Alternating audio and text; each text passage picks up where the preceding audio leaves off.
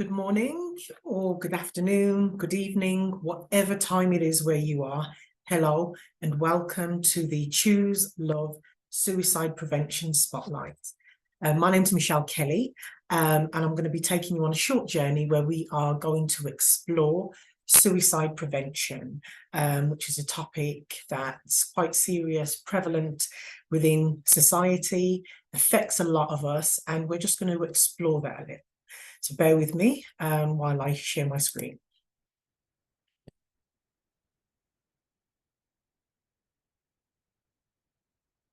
Okay.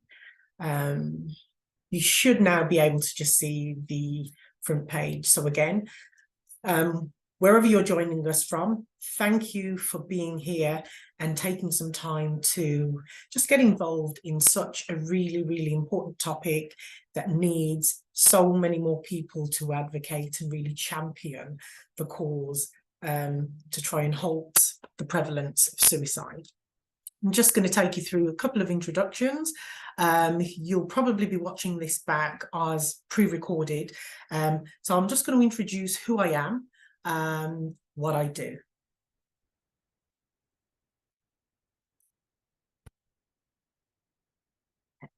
So my name is Michelle Kelly. I am the founding director and director of adult services based in the UK for an organisation called A Father's Child Services. And we predominantly deal with mental health, supporting around that, preventing the impact of it, and really the psychoeducation, educating communities, the people we support to understand the issues that are impacting them. My background, first and foremost, is that I am a mother to two girls, 27 and 21, and I am also a qualified counsellor. I sit on a professional register and I'm also accredited in the specialism of infant loss. I've also recently been signed off as a clinical supervisor, which just means I supervise the work for other people that are counselling clients and for the professionals like social workers, that sort of thing. Within my community, I'm very active, and for more than a decade, I've been a community advocate, and I've supported families who have lost their loved ones in police custody or custody of the state. And we advocate around that, just around human rights articles and supporting families to navigate those situations. Locally, we are also, I'm a family support worker. We provide mentoring services both to children and adults, and I also deliver training independently for stop and search, race equity. I'm also an associate trainer for Mental Health First Aid England, and I also deliver the products around mental health first aid, which are the adult and youth courses, and also suicide first aid, I should say, accredited trainer. And we, of course, deliver a variety of workshops.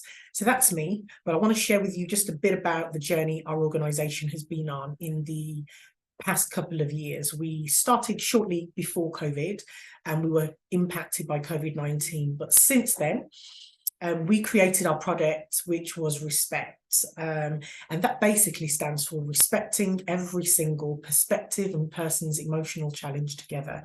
And that is what we champion.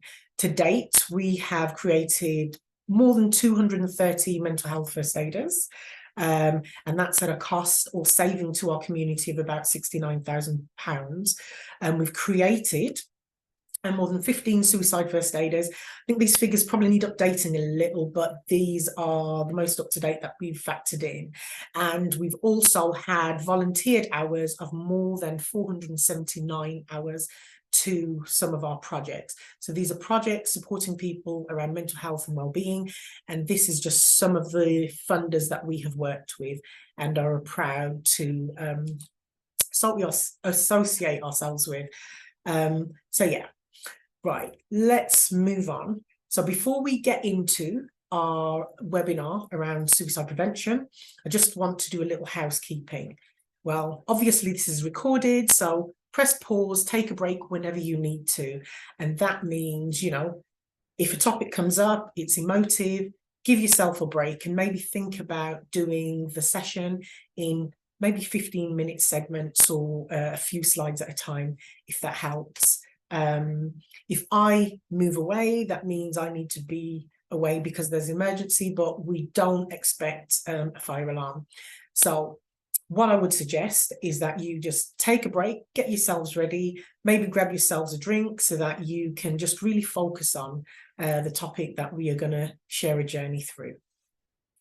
So the rules for our webinar are that every question is important. So even if it has been asked before, what I would ask you to do, because we are recorded, use your chat, or you will find details at the end of this presentation of where you can actually send comments, questions, and just really just ask questions to maybe find out a bit more about something that we have covered.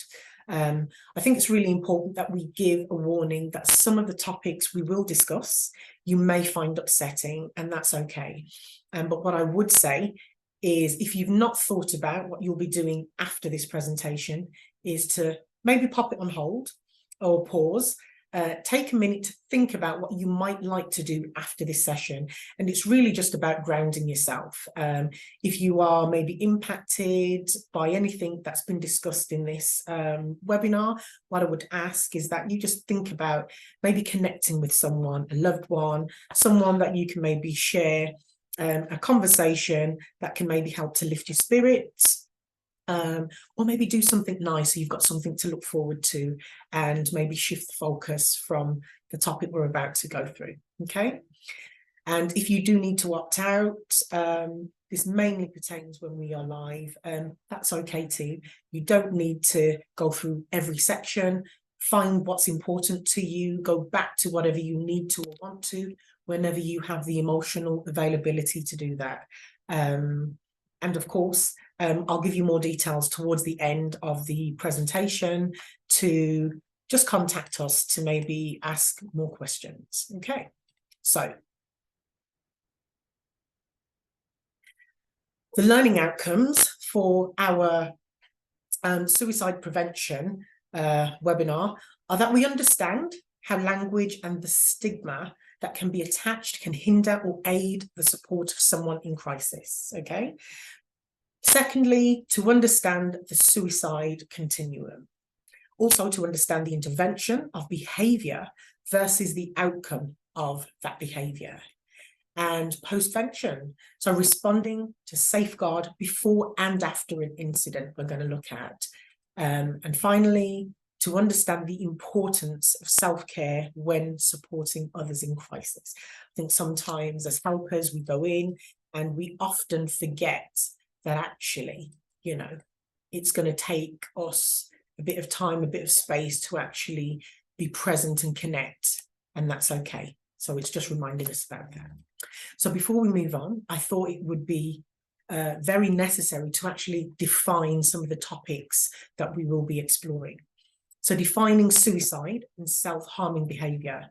Now, suicide is defined as death caused by injuring oneself with the intent to die. Intent is quite key when it comes to suicide.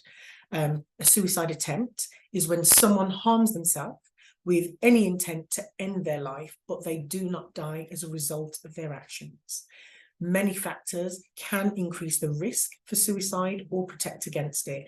And again, we will look at a number of those things as we go on this journey for the next hour.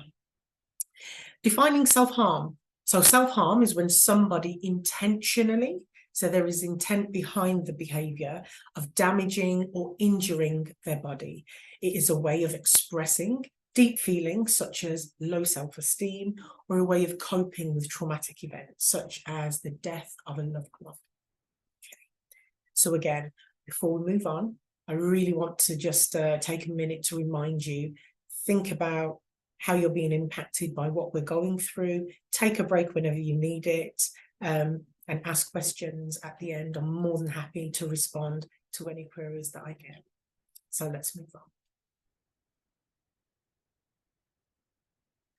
Our mantra as a CIC, so a community interest company, where we basically put our profits and benefit back into our community or developing our staff so that we can create more competent practitioners, is that we believe that everybody deserves a piece of the pie, and that is with the prevention, by intervention, and also the education around the topics and the issues that impact the people that we support.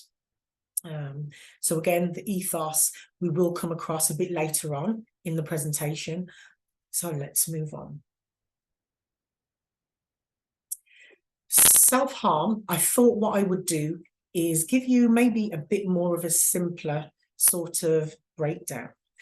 Self-harm factors quite significantly in potentially leading to suicide, but I think often the definitions can come across really clinical, but I felt that this definition really considered culture, context and difference, just in terms of self-harm.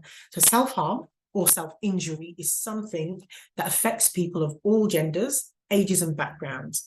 It can be mainly things that people do to themselves in a deliberate and often hidden way, like cutting, burning, overdosing, scratching, biting, hair pulling. Now, hair pulling is known as something called trichotillomania, and that can be literally pulling hair from your head, eyelashes, eyebrows, just hair on your body, but also breaking bones. So when we find that people are maybe harming themselves, banging themselves into walls, getting themselves into fights, self-harm can be many, many things.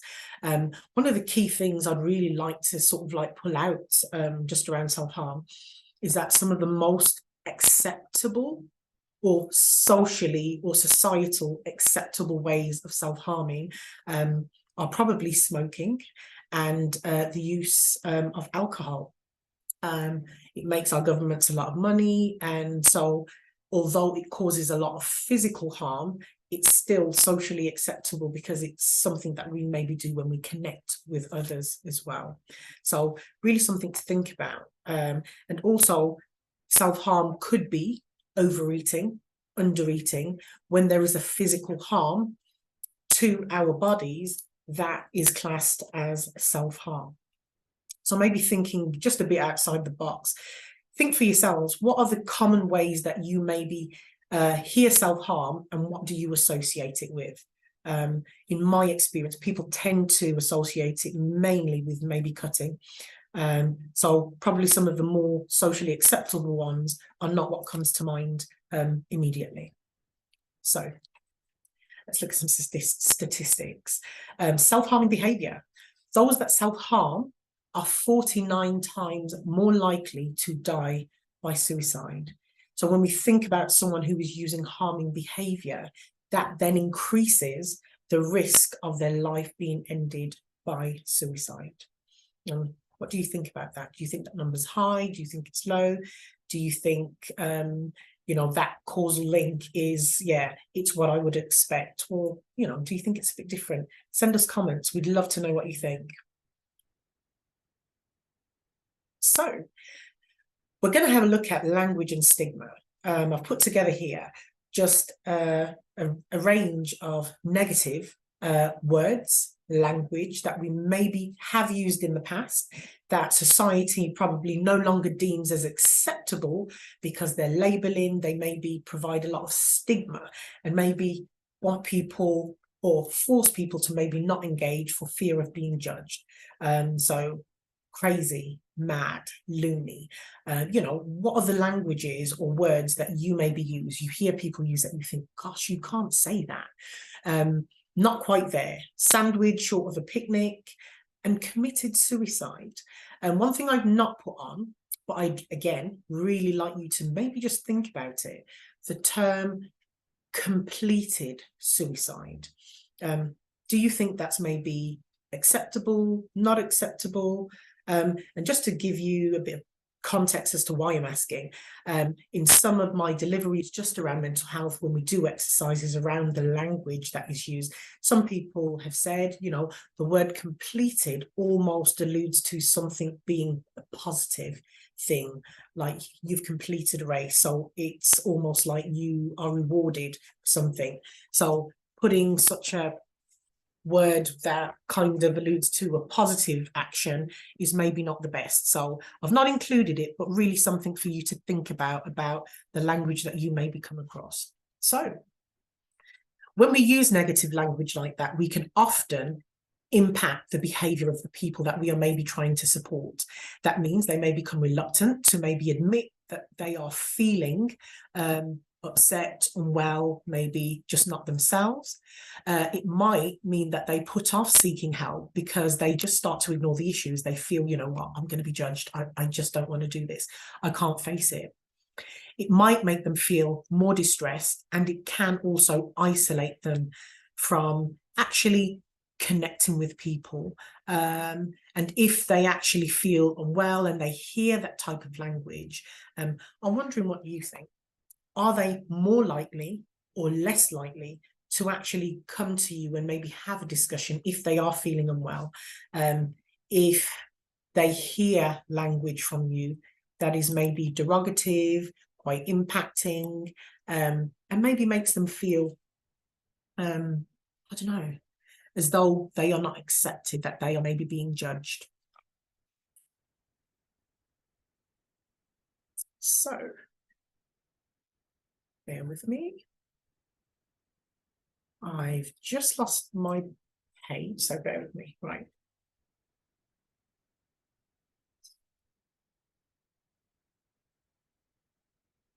There we go. So, just getting back to the presentation, acceptable language. Again, I have given just a few sort of examples. Coping with. So when we are maybe talking about the stigma around mental health, suicide, are they coping with issues? Are they experiencing maybe symptoms of depression? Are they living with a diagnosis of? And just in terms of suicide itself, suicide is the act after someone has ended their life by suicide, or do we just use the term ended life by suicide? What's acceptable? What feels right for you? And whatever feels right for me may not be what feels right for you. And that's really important to understand, that when we are responding to people and their needs, what I do for person A may be very different to how I respond and the support I give to person B, because it's going to be just based on so many different things. So,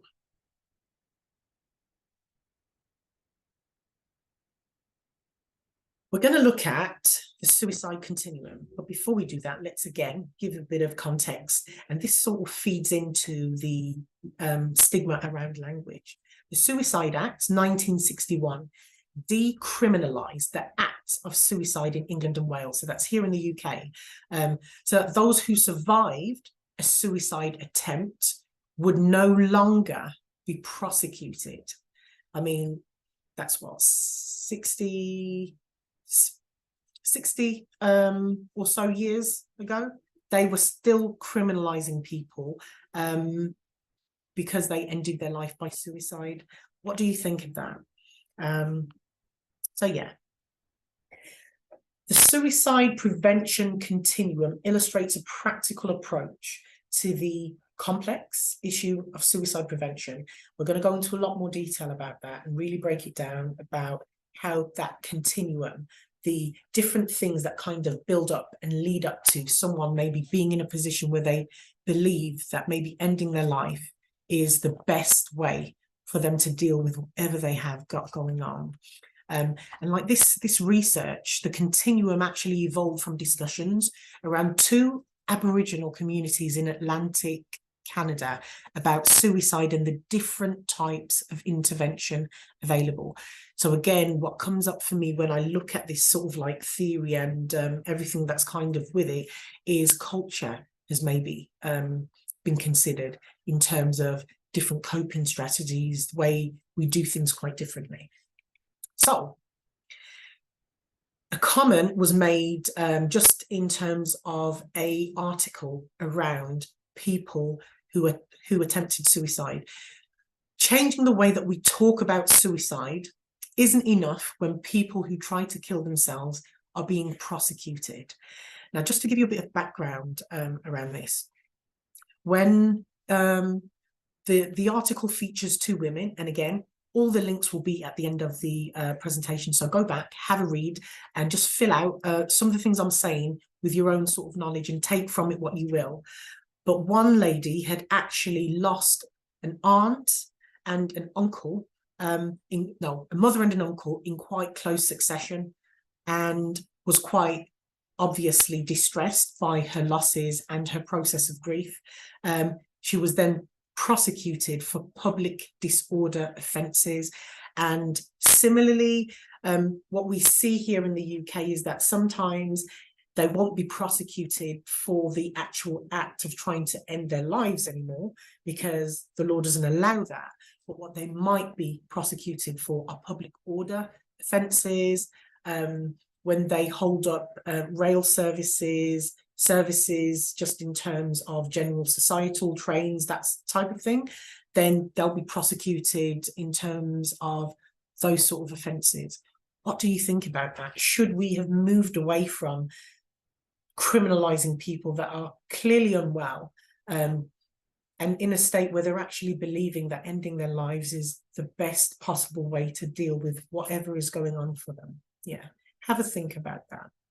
And again, if you do need to take a break from whatever we're discussing, pop it on hold, come back and finish off, do it in bite-sized bits. So, another statistic. For every one person that suicides, so ends their life by the act of suicide, there are 20 people that will attempt suicide. And we've said before, a prior suicide attempt is the single most important risk factor for suicide in the general population. So that risk factor, all of the things on that continuum that will feed into the risk of someone eventually attempting to end their life by suicide. So let's have a look at the suicide continuum. So quite often it could start with just that passive sort of wish or thought that enters their mind that they want to die, they want to end their life. That then will maybe move along the continuum and will look like a suicidal ideation. Oh, yeah, you know, I think this is where I am and ending my life is probably what I'm going to do. There won't be any active plan in place, but the thoughts are there, but maybe not the thought of how they might do it. As maybe more things happen in life, more things will be impacted, and we'll take a bit more detailed look as we move on. The suicidal ideation is there, so the thought of ending their life by suicide, but also now there's that practical element of them actually building in a plan of how I might do it, where I might do it, when I might do it. So that suicidal ideation has moved along that continuum from a passive wish to die, the suicidal ideation, so the thought of wanting to end their life, but no plan in place. And now they're at a position where actually the thought is that I'm going to end my life, but also they are now planning. Along that continuum, it then goes to that suicide attempt where they actually do a harming or self-harming behavior. But again, we've said about the suicide attempt, it's the intent. There is an intent to actually end their life when they do the behavior that they do. And the last stage on that continuum is when someone actually ends their life by suicide. They have done the act of self-harming behavior with the intent to end their life, and that has ended in the suicide. So they have suicided, their life has been ended by suicide. And again, this might be a good time for you to maybe take a break, or maybe just pop it on pause, do a bit of reflection, and maybe just think about what we've discussed so far and come back at a later date. So it's really, again, just putting that warning out there. It's a really important topic, and engage as much as you can, but actually do it at your own pace, your own time, and just be mindful of your wellness while we go through this. Okay. So we're now going to look at just a case study. What I thought I would do is just really give you food for thought in terms of how someone might move along that continuum. So our case study, we are going to present Lady A. Part one of this case study, Lady A has been living with her partner when the COVID-19 worldwide pandemic struck. Lady A had been with her partner for 2 years, and once the lockdown restrictions happened, they, like the rest of us, were cohabiting in sometimes small spaces. Lady A's partner had been her support system, so one of her protective factors, whenever she was feeling low, he was able to respond, protect her, and that was a positive thing prior to the lockdown. Often chatting to her when she felt down, as she did not have a good relationship with family and friends, left home as soon as she turned 18, so potentially there were issues at home and maybe not a good support mechanism at home. But her siblings often chat amongst themselves, unsure about the language to use, but often referred to her as the troubled one. So again, we see a label here just around someone's unwellness, their mental health. Lady A was diagnosed with depression a few years ago after her mum had passed away. You know, she's always felt guilty that she never stayed in touch as much as she could have. We don't know the background. We don't know why she didn't stay in touch, what she left home at 18 to get away from, or was it just a choice? But all these things are things that are potentially leading up to a move along that continuum from that ideation, that thought, that fleeting thought that maybe, you know, I wish I was not here, to moving along that continuum. So I want you to process that a little. Think about Lady A and what are the sorts of things that she could potentially have faced. Pop it on hold, go away, grab yourself a bit of paper, have a work through what are the types of things that you think may have impacted this lady and maybe could be moving her along that continuum. You know, when we're supporting people, when we're responding, we're actually going to be almost doing this risk assessing, this analysis on the spot. Get used to maybe going away, formulating, reflecting on things and actually thinking, you know what, these are the things. The more used to maybe reflecting, processing, considering the context of the people we support, the better we will actually get to having solutions or possible solutions available and tools to support the people that we work with. So we're going to go on to complete the second half of that. But now what we're going to do is maybe look at the behavior versus, so intention versus the outcome. So all the things that are probably motivating the move along that continuum from that fleeting thought to the end result, which is someone may have suicided and ended their life. So the diatheses is just the hereditary type of things that we may feel impact us on that continuum. We'll look on our next slide in a bit more detail, but what I've tried to just make sure that you've got a variety of ways to absorb the information, because I'm very aware that people absorb information in different ways, so quite visual. But it asks us to think about the environment. So environment, the context, and the life events. What life events did we discuss with Lady A? What were useful for us to know? What sorts of things can we now go away and think about? Or formulate a question to ask what type of support she might need. Okay, and then the motivational phase. So we're talking about the ideation, the intention formation. So that fleeting thought then turned into the ideation of I'm going to harm. That's what I want to do, maybe. And then the intention with the formation. So where they then start to think about how they might end their life. So things that might impact defeat and humiliation. So that also feeds into stigma, the entrapment. With Lady A, we looked at the fact that, you know, COVID-19 actually kept them in an environment, and there were so many issues that actually came up with COVID-19 for communities. So again, suicidal ideation, and also, you know, if that then leads to the suicidal behavior, so we're going on to the volition phase, where the behavior is then enacted. So they do the harming behavior. But also it then feeds into the threats to self, the motivational moderators. What are the things that are motivating these thoughts? Is it an unwellness? Is it that there has been a rupture in a relationship that has been the impact? But we'll look at this in a bit more detail. Key thing I want to really pull out on this is social problem.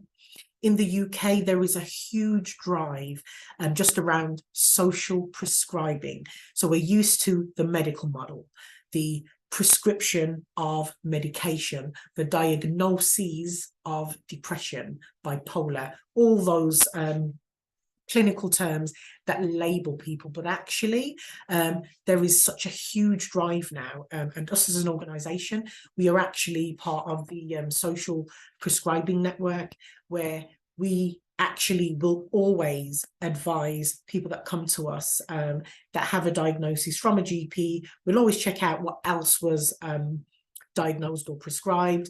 We talk around diet. We talk around social activity. We are human. 5 ways to well-being. We'll go into that in a bit more detail, but you know, connecting is one of those ways that helps us to feel connected to our communities and other people. So yeah, so think about the behavior, the intention versus outcome, and we're going to explore that in a bit more detail. So we discussed the pre-motivational factors, so the hereditary or predisposition for mental health. Environment. So when we think about environment, we think about learned behaviors. And to give you an example, a young person or someone that grows up in a home or household where maybe coping strategies are maybe unhelpful ones, like the use of drugs, the use of alcohol, experiencing mental health within the home, or being exposed to a parent who's unwell, that will have an impact in terms of, one, with the coping strategies, it becoming more an acceptable way of coping. If a parent, for example, doesn't really have good emotional resilience and they cope with things in quite a disruptive way, again, that might be a behavior that is modeled and more likely to be used because it may be seen as more acceptable. It's been normalized within their environment. So things like debt redundancy, we're going to look at some figures and research around that. Breakdown in relationships, key one. And again, going back to our example, Lady A, you know, she was with a partner who was very supportive. COVID-19 kicks in. We'll explore what happens next. And gender, I think I mentioned gender because I think for myself, in terms of hormones, I know that when I am stressed, when I am impacted, I'm very somatic. So I feel tension within my shoulders, my stress, but I can also be impacted in terms of my menstruation cycle. So thinking about the types of things that can maybe impact the physiological, the physical, the thought processes, the cognition, it's very, very important. So also depression and whether or not there's a familial link. We'll look again into that about some research. So the motivational factors. So what are the things that are motivating someone to actually move along that continuum and do the harming behaviors and maybe work towards potentially ending their life? Sometimes shame. I think when people are maybe unwell, particularly if it's a first episode and they have no idea what's happening, it can be quite a scary place. Religion, culture, sexuality, many things can actually factor in why someone may feel, I can't share what's happening, someone won't understand me. And it's really useful to consider that when we're supporting people. There may also be elements of guilt. Do they feel guilty that they can't cope? I should be able to cope. I'm a mother, I'm a parent. I remember when my youngest was 12 years old when we lost her dad. And it was a time, probably very significantly, with all my skills, with all my training, I felt de-skilled as a mother, because she was actually experiencing a life event. She had lost her father that I hadn't experienced. I couldn't fully empathize with what that was like. I could sympathize, I tried to empathize, but I had no frame of reference of what that was like. And that made me feel de-skilled as a mother. And I think it's really, really important to say, when mental health is concerned, you know, it will not discriminate. It will impact people, regardless of race, creed, culture. It will be impacting, and it's useful to understand that how we live, why we do what we do, all those things will have an impact into how we respond to it. We've talked about the levels of emotional resilience. Feeling like a burden, that one is quite key. I hear that a lot. I hear, you know, I don't want to burden them, you know, they've got enough on their plate. So there is someone in their distress worrying about not maybe distressing someone else by sharing their load. And I think that feeling of being a burden actually does a significant thing. It actually starts to take away the supportive factors for the person that is maybe unwell. So when we think about the protective factors, being able to talk to family, friends, those people that are always there to support, if they are saying, you know, I feel like a burden, I can't speak to them, then one, they are not accessing all the support that is there. The rumination of issues, so just really that cognition. So we've talked about the behavior. We're talking about the thought processes, not being able to go to sleep because you've just got so much things going on in your mind. And the end enactment, so again, the will, the enactment, the suicidal behavior. Again, I've highlighted some key things. We're going to go into some of them in a bit more detail, but access to the means, and I've highlighted home. I want you to take a stop, think about our home, think about all the things that we live with day to day that potentially could be used as a means of harming ourselves. You know, we cannot get away from living in our households, but what we can do is be more aware. And it's really about heightening that awareness so that we actually start to consider exposure to suicide as well. I have a colleague who works for an organisation, and again, their details will be in the information towards the end, called, sorry, not sure I shared those slides. I've just sort of gone through them. She works for an organisation called Survivors of Bereavement by Suicide, or SOBS. And quite often, one of the key things that happens is that when someone ends their life by suicide, there can almost be that feeling of want to be with the person that has ended their life by suicide. So that can be a risk factor as well. So being really close, maybe person within the life of someone who has ended their life by suicide. So we think about that impulsivity, the risk taking. That could be driving fast in a car, knowing that you're putting yourself at risk. The intention of maybe putting yourself at risk. And nihilism. So nihilism is the concept of not really caring whether or not you live or die. And we do a lot of work around young people, the links to gangs and youth violence. And quite often what we find is that there is this really, really blasé approach to life, you know, almost like, you know, what I have to live for is maybe just not enough. So I don't care, I don't bother. You know, it's not important to me. So nihilism, have a look up around it. And we said past behavior, if someone's attempted, 49 times more likely. This one here, the last one that I'm going to draw your attention to, the imagery or sensationalized reporting. There's a term called Werther effect.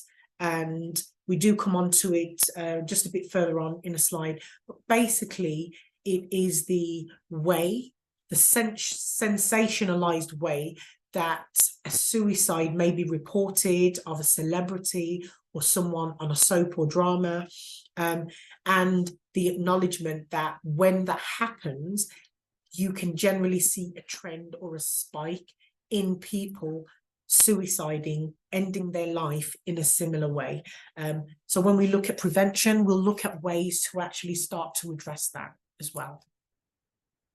Okay, so we are going back to Our Lady A, part 2. So the American Journal of Emergency Medicine said that domestic violence cases increased by 25 to 33% globally. Yeah. That was during the pandemic, I should say. So during the period of lockdown, that was the increase that was seen globally in acts of domestic violence. So violence in a domestic setting, so within the home or in those intimate partner relationships. So COVID-19 worldwide pandemic saw the domestic abuse in the UK rise significantly. Lady A and her partner started arguing at home, that should say. They had no garden, so they lived in a flat. So no access to the outdoors. At times, there was the restriction for us in the UK of maybe going out for maybe an hour a day. Lady A's partner had been her support system, but now drank a lot more and now scared her when he got angry. One evening, after they had an argument, Lady A called the police after being physically assaulted by her partner. When the police arrived, Lady A was asked to leave the property as her name was not on the tenancy. Lady A now found herself homeless and living on the street. So again, a number of different references for you to actually work with. What do we think about this? What are we thinking? So we've seen the dynamics in terms of COVID-19. Globally, so worldwide, there has been this increase in terms of domestic violence. Someone who was actually a really key support mechanism, really core part of her maintaining her wellness, has now become a perpetrator, perpetrating the act of domestic abuse towards Lady A. The context, so we've talked about the environment, all the things that impact. So where do we think now Lady A may be on this continuum? We talked about the continuum. We talked about being at the start, that basic fleeting thought moved on to maybe the ideation, that thought of, I want to end my life. There may be the thought of wanting to end their life, but actually having an active plan in place. How do we think that all these life events, all these social factors, the emotional factors, could have impacted Lady A's movement along that continuum? One for you to think about. So again, pop it on hold, maybe do it as an exercise, but what I want you to really do is get used to just processing, thinking about the context of other people. We know what's familiar to us. We're automatically going to respond with what we know, our frame of reference and all our life filters. But what's going to be really important when we are supporting people around suicide, and when we go back to the postvention, and they said, it was like an Aboriginal community or community members that they actually did this research around. Difference is something that we must consider when we are supporting others, because everyone that we support will be very different to the next person that we support. So yeah, case studies. So what we are going to look at now is that intention versus the outcome. So we're thinking about, if the outcome is death, that means that the intent has been to die. the outcome of that would be that it would be classed as suicide. And just a quick note to say that, you know, it generally has to, in order for it to be logged in terms of the statistics of suicide. I know for us here in the UK, it has to go through the process of a, what do you call it? Coroner's court, that's it, coroner's court. And how they do the sort of like judgment is that it's on a basis of probability. So it is more likely than not that this person had the intent, so they intended to end their life by suicide.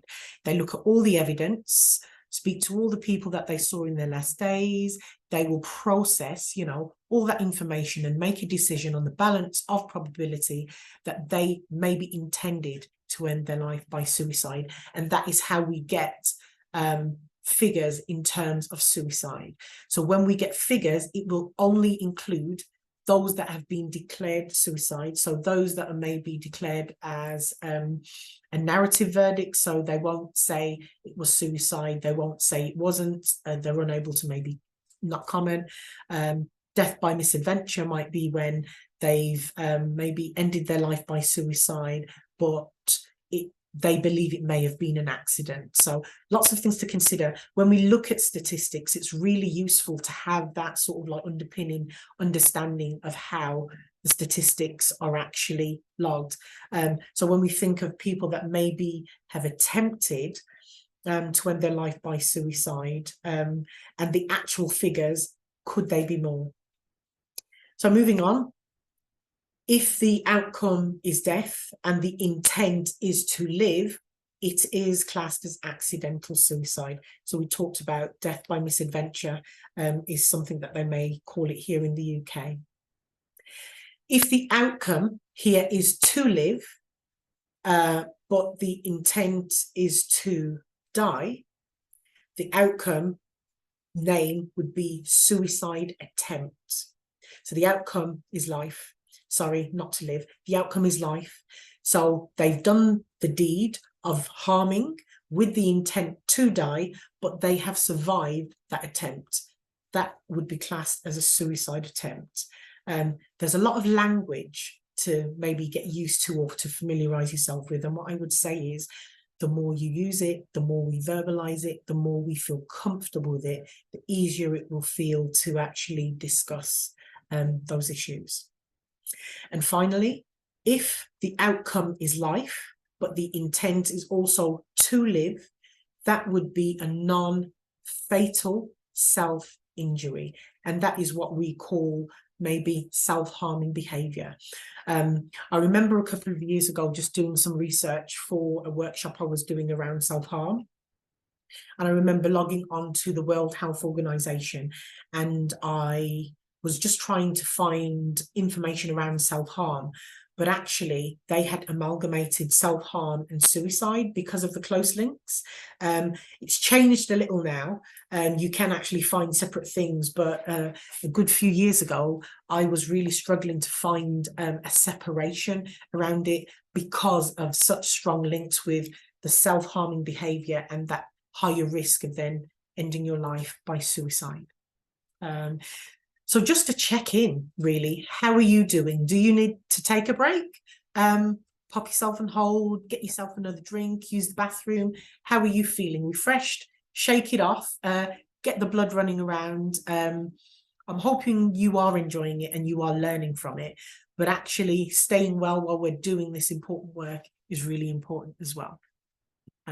So if you are ready to continue, let's just move on. And I'm now going to ask you to just think about the ripple effects. You know, what do you think the ripple effects of suicide is? Who does it impact? For me, I almost consider it like a pack of cards. You know, when you've got the cards up and you knock the first one, and then it's got the continuum and they all start to fall down. Yeah. When mental health is concerned, it could be that it's impacted by something that has happened in our day-to-day life, and it's very, very useful particularly when we're familiar with people, when we are familiar with people, we know their mannerisms. We know the wording that they will use. We will know whether or not someone is maybe not themselves, not seeming yourself. What are we noticing? Really important to start to pull that out, pick it out. So we are going to have a look at those myths and facts. So here they are. Quite often, some of the things that I might hear is that if you mention suicide, you will give someone the idea. And here I would say we are no more likely to ask someone for £200 a month, and that will happen. Someone who is often so entrenched in their emotion and what is going on with them, will have made, if suicide is something they are thinking of on that continuum, you mentioning that word or asking, are you thinking of ending your life? Are you thinking of harming yourself? You're no more likely to get them considering suicide. If you don't ask, one of the things that I would say is a risk factor is that if you don't ask, then you miss an opportunity to actually engage and actually to have that conversation that could actually lead to you being that support, signposting them. And what I would say is, from a personal perspective, I would much rather ask the question, are you intending to end your life? And you must be very clear. Are you thinking of harming yourself? What does that mean? Are you actually finding out that they have an intention to end their life? No, you're not. So we've said at the very start, language is absolutely vital, that we are familiar, that we are comfortable with the language, because where suicide is concerned, we should be in the business of preserving life. That is my aim in everything I do. It's the ethos of our organization. It's about preserving life, but also enhancing the quality of the life that we are living. Okay. So just to be very clear, we should always ask the question if we have that gut feeling. Don't let that gut feeling go away. If you've got that gut feeling, just have a conversation, sit down with them. Are they normally how you experience them? Do you think there's been a shift in something? Have that conversation, go the extra mile. And if you feel it's necessary, ask the question, but be very, very clear about what you're asking. Are you thinking about ending your life? Are you thinking of suicide? Okay. Also, that if someone talks about it, then they won't do it. They will not end their life. People who talk about suicide do sometimes end their life by suicide. What I've pulled here, we do a workshop just around self-harm. And Chester Bennington, he was the lead singer of a band called Linkin Park. And the song that we actually use as part of that exercise is Numb. If you've not heard the song, it's a really, really beautiful piece of music. But people will talk about suicide because they are thinking about it. It's the natural progression of logic. We do not talk about things that we are not thinking about. It might be that they are maybe on the continuum of just ideation, and it might be that there could be a long time before they are actually intending to do the act of suicide. But people who are talking about suicide are thinking about it. Do we need to have the conversation about the context that they are thinking about it? Are they remembering someone that they've lost? Are they sort of thinking, making off-the-cuff remarks like, they'd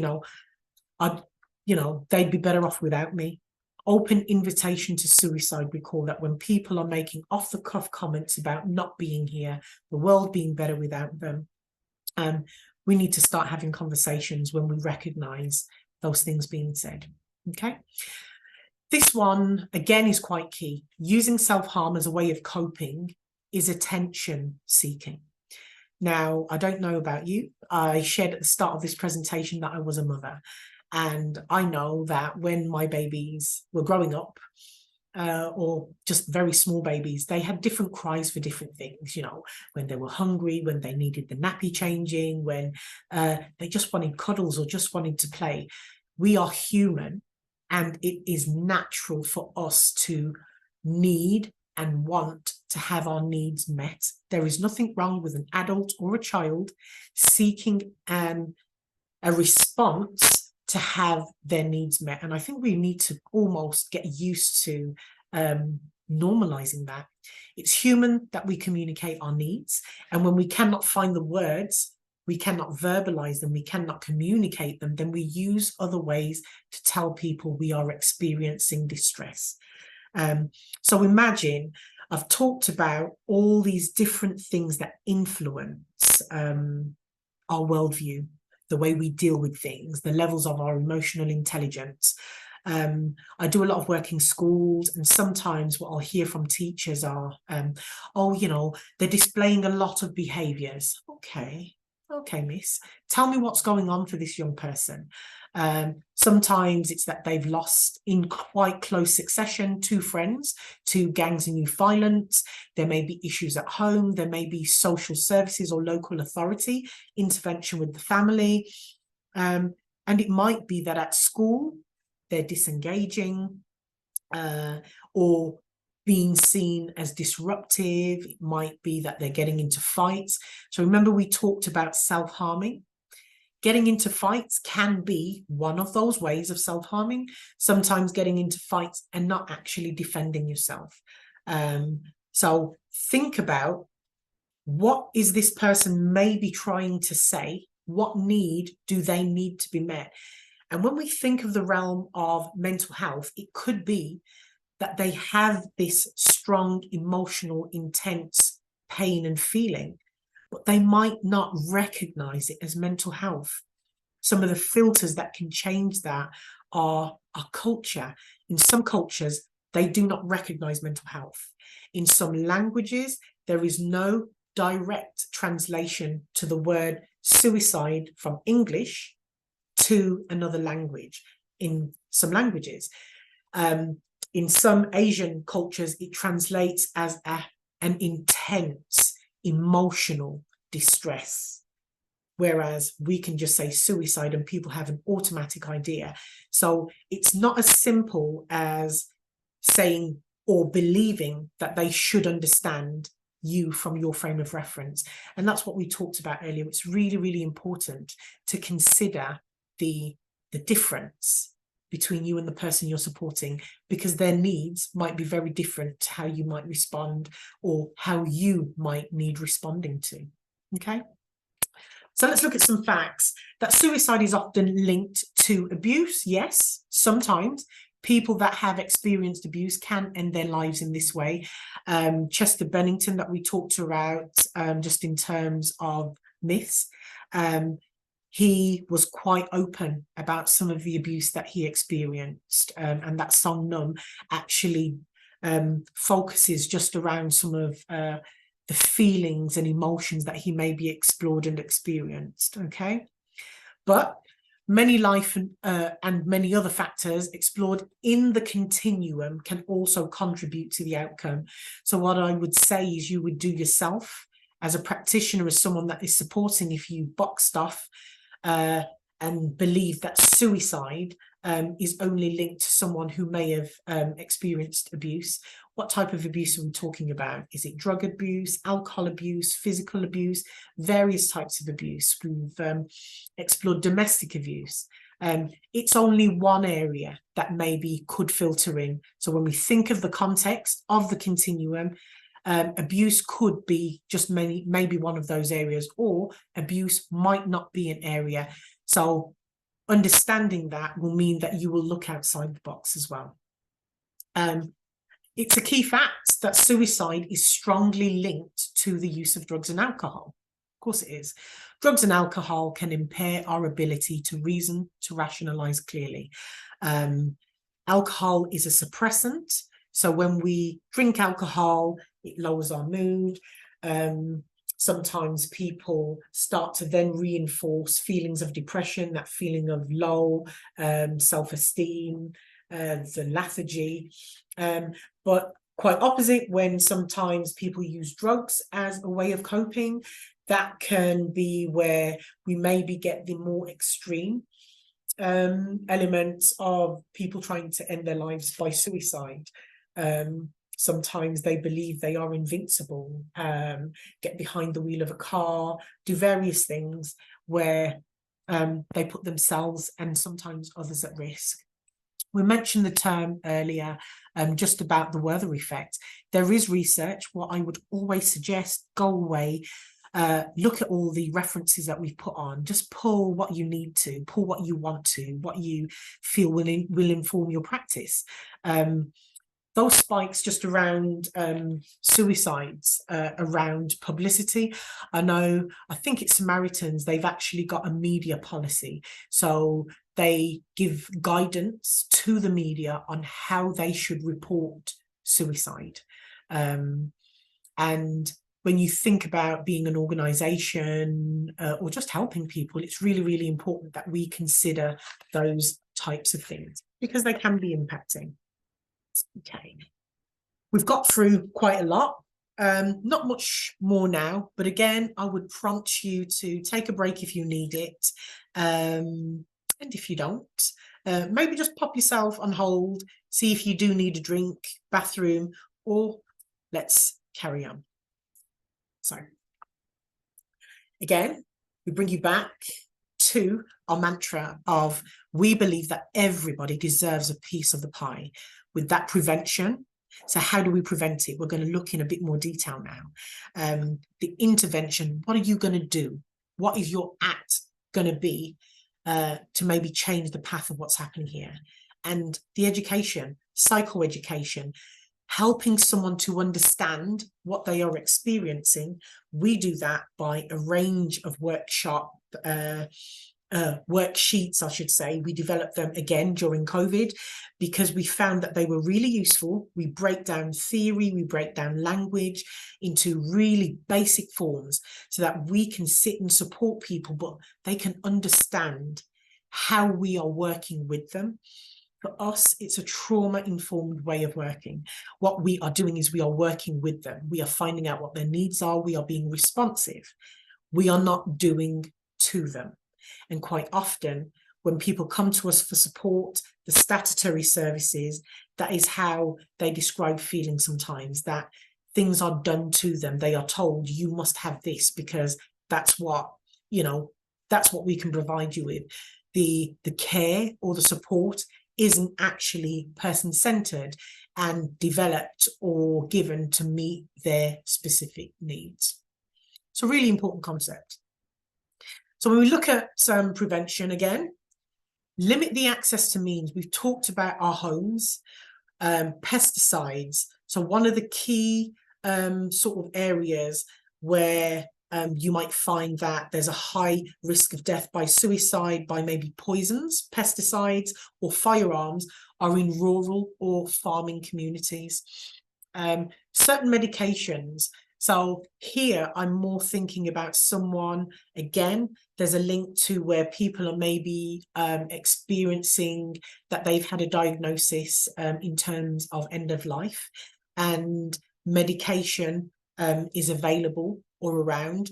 So things like monitoring medication, blister packs, locking medication away in a medicine cabinet, so that it's maybe accessed as and when it's needed and not readily available. 2, by fostering that socio-emotional life skills in adolescence. So what we're talking about here is early intervention, okay? Interacting with the media for responsible reporting, and that goes back to that Werther approach.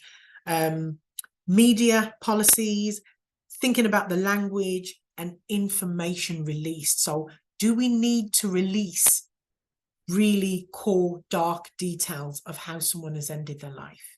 Is it enough to say someone has ended their life by suicide?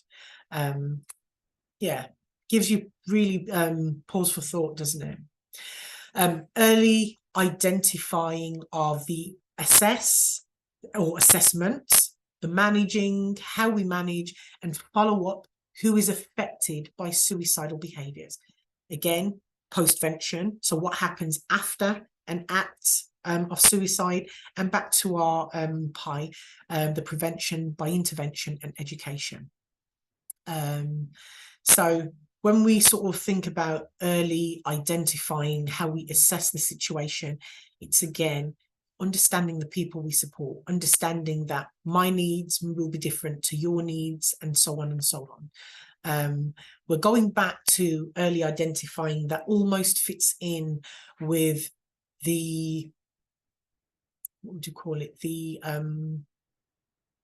public health approach. Yeah, the public health approach. So they identify it, they start to develop the actions that we are going to do to respond, and then they respond. So it's a three-pronged approach. We identify, we develop the response, and we respond. And just to give you a societal sort of like way that a public health approach works, COVID-19. The threat was COVID-19. They needed to find a solution. So what they did was they developed a vaccine. They then set out a plan of how they would administer that vaccine. And there's your three-pronged approach. So yeah, a public health approach. And again, early identification, if you're familiar with the adverse childhood experiences, so all those different things that we experience as young people that can actually have lifelong impacts into adulthood. It's really, really important to consider that as well. So also capacity building. I'm thinking from here and us as an organisation, what does your organisation look like? Is it your organisation? Is it just the place of work? What does it look like? Do you have the resources to respond? And when I say resources, it might be that there's a stress policy. We've got a stress policy. We do a stress questionnaire. So we provide a questionnaire to staff that they can access anytime, they can submit to us, and it almost just gives us a bit of an indicator of where they are, how they're feeling. We ensure that all our staff have access to any and all of the training that we deliver at no cost. We believe that as people who are supporting and delivering services, you should be familiar with the products and the services that you are delivering. And that goes for all of our volunteers as well. It doesn't matter what the cost is. If you are volunteering with our organisation, you are a valued member of the team and you can access all of the products that we deliver as services. And when we consider our counselling sort of services, if someone does need, what we would do is signpost out and maybe support financially. So again, how do you finance it for us? We go away, we do research, we collect the data. So we've talked about that monitoring, the evaluation. We collect the data, we may put a bid in and say, this is what we've noticed, here is our evidence, we would like a bit of funding so we can put a project on and we can actually deliver a service. And to give you a clear example of that, during COVID-19, what we did was we got funding from COVID-19 fund and we delivered counselling services for free within our community. But what we realised was that although we were providing counselling, it was predominantly for adults and we provided mentoring for young people. During COVID-19, we saw an increase in young people needing therapeutic services, and that they were actually being turned away from statutory services because I think it's the Good Child Report 2021, it was updated from 2020, basically advised that young people were being turned away from statutory services that were specialist for young people because they were deemed as not sick enough to meet the criteria to access the service.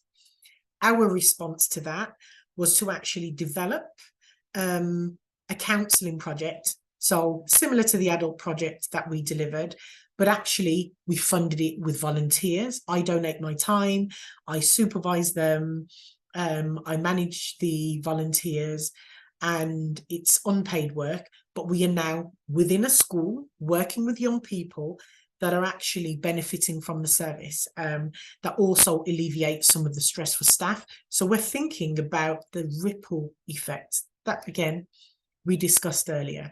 So prevention comes in many forms. What I'd like you to really do now is think about what prevention might be for you. Do any of these 5 areas fit? Do you see how they could quite easily slot in?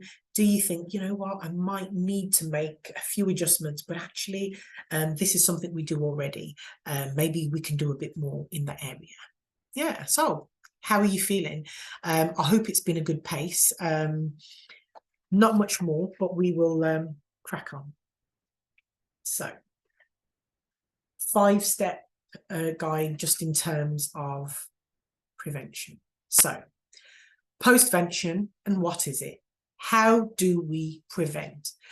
So postvention refers to the actions taken to support the community or a community member, an individual, after someone dies by suicide.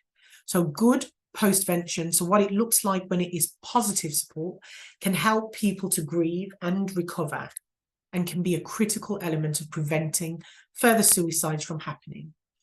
I don't know about you, but for me, it doesn't matter what it is. I learn best and I work best by understanding what is impacting me. So me, when my dad was diagnosed with COPD because of his heart condition, me understanding how that impacted him helped me to cope and deal with it. So I think understanding the research is really key to postvention. It changes a lot, and what we will see is that as we recover as a world from COVID-19, we will see different trends in research. So it's about staying on top of that. Here I want to give you just a bit of information. In 2008, after the financial crisis, you know, there was a recession. Many banks folded in the US, in the UK, and it led to 10,000 additional suicides. So each year, we track death, the causes, all those sorts of things, and that helps us to understand the population. So in general, how many deaths that would occur each year, they calculated that due to that financial crisis specifically and the recession that took hold after, there were an additional 10,000 deaths by suicide. And that research, again, the links will be at the end of the presentation, but that was the Bristol and Oxford University, and they actually did this research around, I think it was Europe, the UK, Canada and the US. So there were 24 EU countries, the US and Canada. And yeah, what are your thoughts around that? Is that a lot? I think one suicide is one too much, but 10,000 deaths by suicide. The outcome of that research was that there were 3 things: debts, repossessions of people's homes, and unemployment were the key factors in those 10,000 suicides. Okay. And I know from delivering mental health first aid training that if you are unemployed for 30 days or a month or more, you are more likely to experience mental health support needs. So yeah, the response to that was that they did things like responding by putting in more social policy. So that meant addressing unemployment, because we know when we are unemployed, it leads to us being more prone to mental health. But once we get someone back into work and employed, it increases self-esteem. There's also the fact that people will be able to provide for their families. That shame is then taken away. You know, their ability to provide and feel part of connecting with society. They then start to work again. And what we quite often omit is that when we go to work, that day trip to work and from work and while we are in work creates many social interactions. Getting on a bus, getting into the car, going into a shop, taking a break at work. All of these things, when we are employed, give us that ability to actually have interactions with other people. So loneliness is not there. And then it also addresses the first point around debt. So, simple postvention.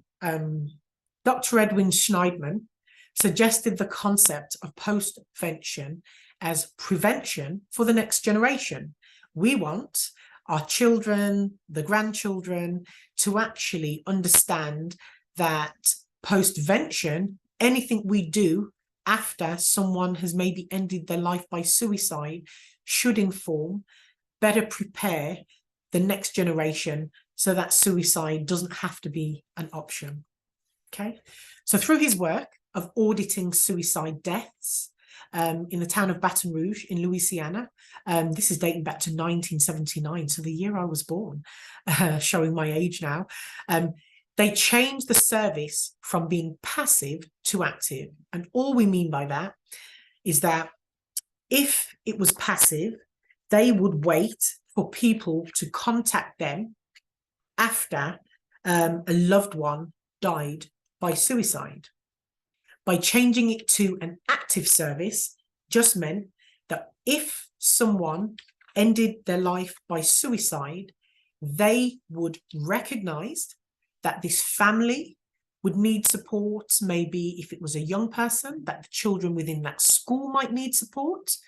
The pastoral team, the whole school team might need support. And what they would do is they would give them just a card, size of a business card, that gave them some information. When you are ready, contact us. We are here to support you. That simple act of postvention. Now, I was absolutely blown away by this. Just doing that, making that small change, reduced the average time that families sought help after losing someone to suicide from 4.5 years down to 39 days. Absolutely amazing. Absolutely amazing. Think about what you do to contribute to postvention. Us as an organisation, I was impacted at the age of 16. My brother's best friend ended his life by suicide. My world view then was very different to what it is now. My level of education around suicide is very different to what it is now. But as an organisation, what we do in terms of postvention is our resources. We've got a number of hashtags. We've developed our lanyards that carry our respect logo. We give one of those out with every course that we deliver face to face. And we've created a campaign. We've actually, our Project Respect is actually now intellectual property for us. We've actually registered it as a trademark. That logo is on all of our courses, all of our research that we do, just everything that we do. We try to raise awareness and say we are an organisation that you can come to, and if we can't meet your needs, we will help to signpost. So think about it.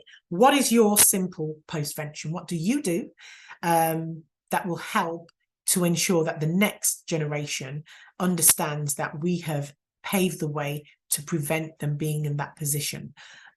Yeah, so think about that. So how is it feeling? Again, we've gone through just so much, haven't we? So, bear with me. Yeah. Just checking slides. We are now almost at the end of our webinar.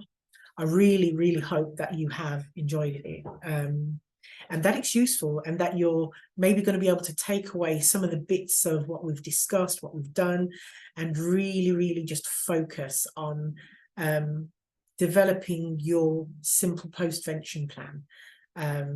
But yeah, so I've said at the start and many times throughout this webinar, take a break, think about yourself. Self-care is really important. It's really, really important to recognize that when we support people, when we do that helping behavior, we are exposed to that secondary level of trauma, vicarious trauma. And self-care is really, really important. And to use the analogy, when we go on a plane, I came back recently this week from being away, you know, when they do their talk and show you the fire exits, they talk about putting that oxygen mask on, and putting that oxygen mask on before you help anyone else is so important. Really, really, really important, because if we are not putting that oxygen mask on, if we are not helping ourselves, then in fact, I'm going to stop share.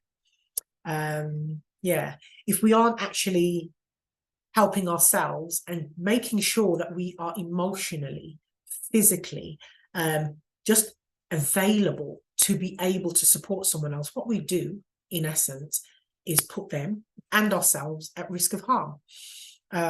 You know, as a clinical supervisor, as a counsellor, our profession requires us to remain on that register, to have a minimum amount of hours each month, 1.5 hours for every 8 clients. If it goes over 8, then we have to maybe start looking at more, to make sure that we can talk about our experiences, the impact that it has had on us. And we take that away just in terms of, you know, using that space to readjust where we are. So what do you do? Do you work in an organization that is very supportive about your self-care? If you need to take time off, do they aid that? Are they supportive? What's the response? So all these things you need to think about. So let's just have a brief look before we end, just around self-care and what that looks like. So tailoring your self-care to you is really important. I talked earlier just about being very somatic in terms of when I am stressed, I really physically feel the tension in my shoulders, my menstruation, those sorts of things. How are you impacted? When you know you are stressed, you have had too much going into your well-being, your reservoir of well-being, there's too many things going in, what do you need to do to let some of that out? Could it be boundary setting with the people in your life? Are you saying, I know what you want to share is really important, but actually, I don't have that emotional capacity. Let me come back to you. Is there something else I can do? Is there someone else that can help? Are you available? And able to be present to support someone, or is it going to be too taxing on you and maybe have an impact on you? How often do we think about that? Connecting with family and friends, I absolutely, all the time, if I am delivering 2 back-to-back days of training, I will always, at the end of those days, connect with my girls, because they help to bring me back to normality. My youngest especially is very good at sort of saying, Mum, come on, let's relax, let's do facials. She'll put the candles on, she'll go onto YouTube and she will put like the water trickling for an hour, and you know, there are times I just fall asleep. So it's the people around you. Do you share with them the things that impact you so that they can recognize, you know, what are your triggers, what are your signatures in terms of your unwellness, so that they can respond? How are you going to develop your skills to support people in recognizing their triggers, so you can respond to suicide, to mental health, and just the general impact? Talked about the clinical supervision, and maybe sometimes personal therapy or life coaching could help someone to move them from one space to another. But think about what it is that you do. Your well-being reservoir, it's just what goes in. What is going in? All the stress is going in. How are we releasing them? We've got an exercise where we actually use the wellbeing reservoir, particularly with young people, and it just shows you that reservoir, all the things, and they get to choose the things that are in that reservoir and all the things that helps them to release the water for it to flow down. So yeah, something very visual as well might be useful. Sleeping well, is your natural body clock working okay, or are you getting up at a certain time? Are you not sleeping? Is your circadian rhythm, your natural body clock, out of sync? What do we need to do to reset that? to start sleeping. It could be looking at our diets. Are we drinking too much caffeine? Are we eating unhealthy foods that are maybe really sugary, that give us this huge boost of energy, but then when they actually dissipate and come out of your system, there's that really sharp, low feeling of lethargy. Think about what it is. Drinking water. I always notice that if I don't drink enough water, I get headaches. So, you know, are we keeping hydrated? Very, very important for our bodies. And eating well. We've said things like tryptophans, a food group like pulses, oily fishes, they are good for our well-being.